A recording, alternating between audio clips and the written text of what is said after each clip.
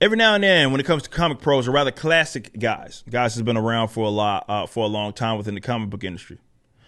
You get some people that say some things, obviously, that we're all thinking, but they're not all like just completely drenched in the Kool-Aid, completely swimming in the Kool-Aid.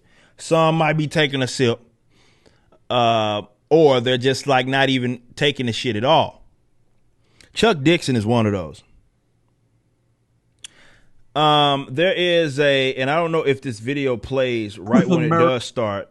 We're gonna listen to and I'll read it from Bounded in the Comics. But let's listen just real quick to what Chuck Dixon, the great Chuck Dixon, added or had to say about manga and the domination of American comics, because they are kicking American comics ass in America, which obviously should be unacceptable.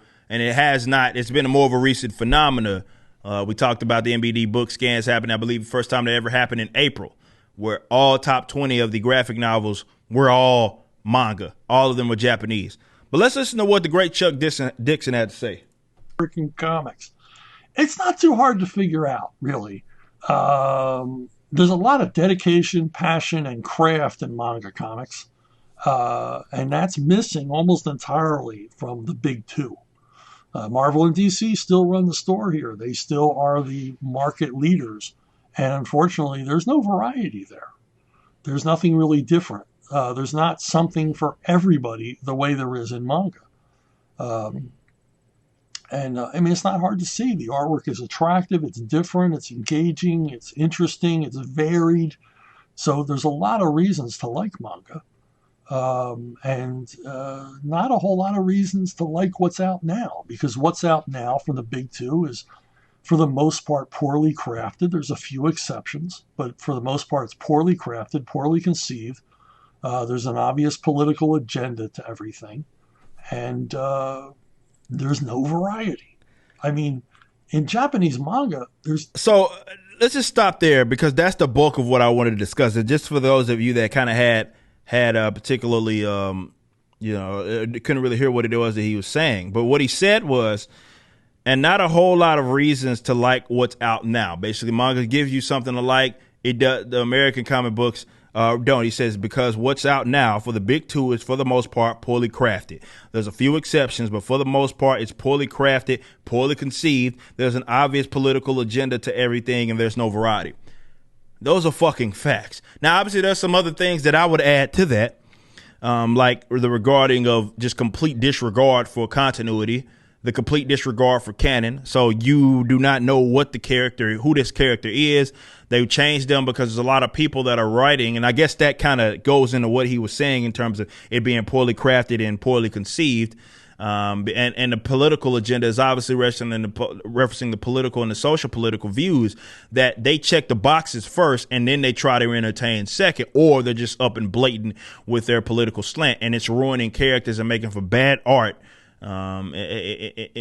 Like when it comes to the big two right now, what Chuck Dixon said is fact. Now, you guys know Chuck Dixon. He does this Batman work. He's done a lot of stuff from back in the Gap, and I'm glad that he just up and said that, right? If I'm not mistaken, didn't Chuck do he did if I'm not mistaken, he created the Birds of Prey. I could be mistaken. The one that we covered, if you go watch the history of the Birds of Prey, I did that. I believe that it was him. A lot of people, unfortunately, associated with what's that crazy chick that did do some work. And to be fair, it all wasn't trash with the Birds of Prey. Gail Simone was it Chuck did, though, like, you know, the original Birds of Prey with Oracle and fucking Black Canary, when they were first coming, like really getting them off the ground. That was all Chuck Dixon. When it didn't suck. But Chuck Dixon is completely, like, he's correct. How you feel about him isn't really necessarily important, but he's correct in that it's poorly conceived, it's poorly crafted, and manga, passion is something that, and that's the reason why American comic books, in terms of I guess in terms of like content that they put out,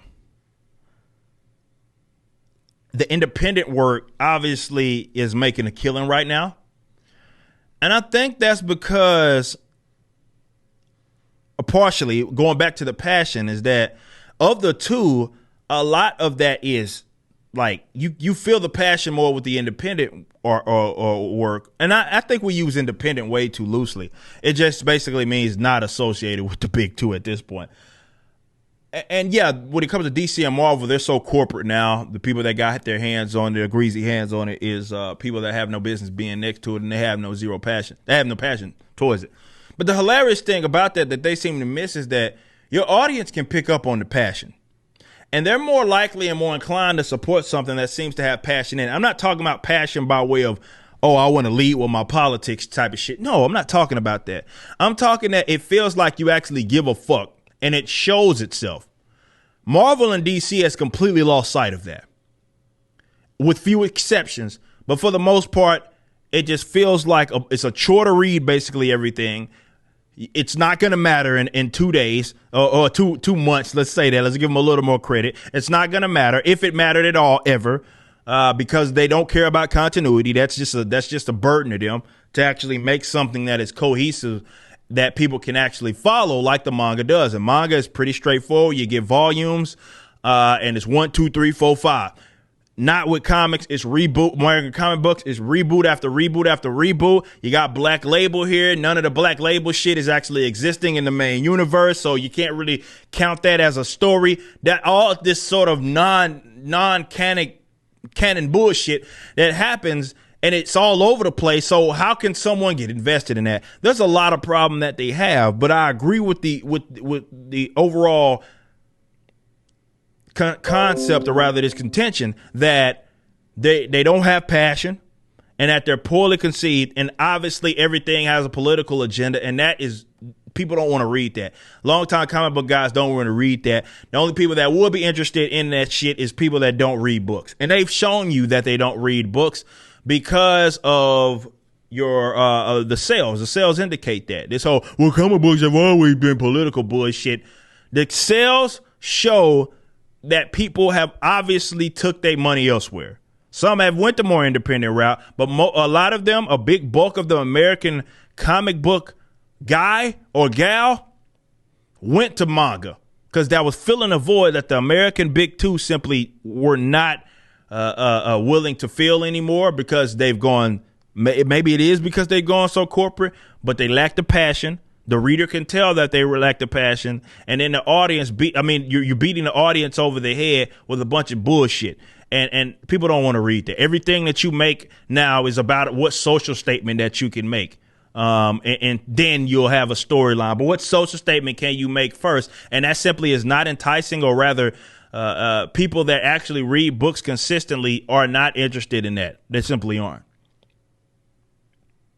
So, yeah, even again, from the American comic books, it's all My Hero Academia is literally the Japanese version of an American comic book, and they're kicking your ass.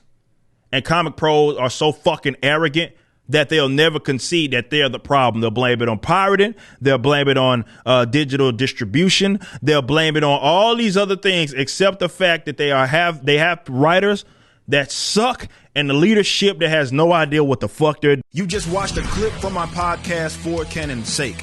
Catch us live at 12 p.m. throughout the week over at youtube.com/YoungRipper59 and follow us over at odyssey.com/@YoungRipper59. If you want to watch the entire video cast after the show is over, just be sure to become a member on the YouTube channel. Of course, the full audio portion of the podcast is available for free on all major digital platforms, or just visit forcanonsake.com.